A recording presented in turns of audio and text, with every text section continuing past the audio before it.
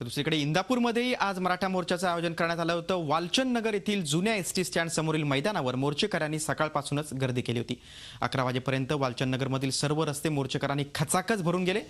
जुना ST stand ते junction police station असा 7 किलोमीटरचा विराट मोर्चा निघाला। मोर्चामध्ये पुरुष, महिला आणि विद्यार्थ्यांचा मोठा सहभाग राहिला। जंक्शन इथं आल्यानंतर इंदापूर बारामती राज्य महामार्गावर मोर्चाचं रूपांतर सुमारे 1 तास ठिय्या आंदोलनात झालं।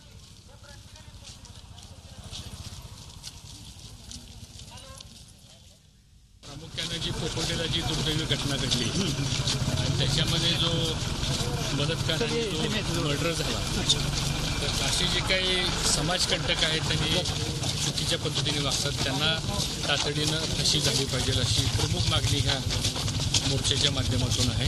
कोपर्डीसारख्या घटनेचा हा निषेध करण्यासाठी हा मोर्चा निघाला आहे आणि तो सरकारने प्लीज आमच्यासाठी मान्य करावा। शिक्षणातील आरक्षण आम्हाला हवे, तो आम्हाला हक्क आहे, जसा की बाकीच्या सगळ्यांना हक्क आहे तसा तो आम्हाला सुद्धा हक्क राहणारच।